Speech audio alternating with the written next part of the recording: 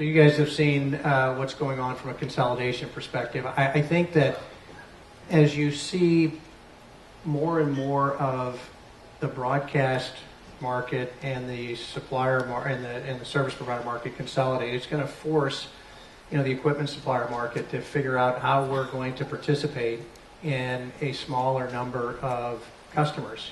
You just look at the aggressive nature right now, at least in North America, that we're seeing with the traditional broadcast customers.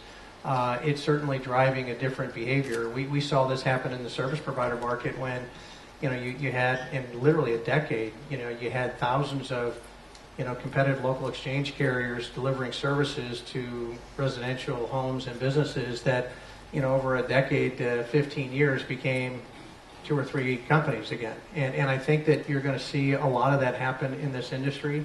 I think that it won't be out of the realm of possibilities that the FCC in North America is going to change their guidelines to what percentage ownership a particular broadcast company can actually own. I think you're going to continue to see more of the traditional telcos buy into this market. And that whole landscape is going to cause a lot of the equipment suppliers to really scratch their heads and figure out, how do we participate in a pool of customers that are fewer and fewer. We're already seeing, if you look at, what Nexstar has done here in the last 18 months, I mean, they've gone on quite an acquisition binge. And, we used to sell to Lynn, we used to sell to Media General, and we sell to Nexstar, and now they're one company.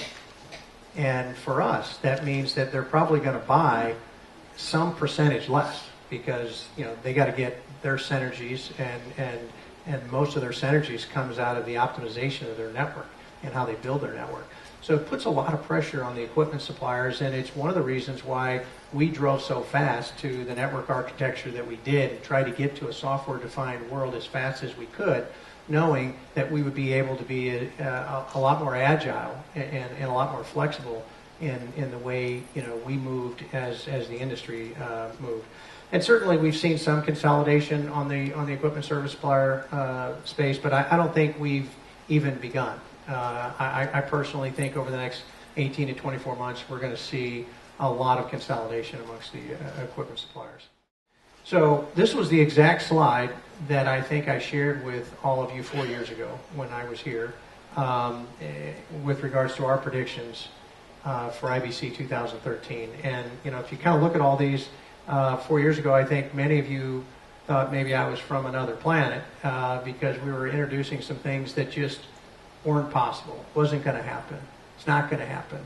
It's going to be 10 years before we see any of these technologies implemented. And here we are 4 years later, and they're the themes of this show. They are the core themes. Now, there are applications like 4K and 8K that ride on top of these, but these are core, fundamental, architectural elements that are the new foundation for how equipment suppliers like ourselves, whether you're us or Avid or Harmonic, it doesn't matter. Whatever solutions and applications you're driving into the marketplace, they're going to ride on top of networks that are IP enabled, that are software defined, that are virtualized, and they support an over the top and linear model. So this is where our industry is, and I thought I would kind of maybe share with you where we think the industry is going.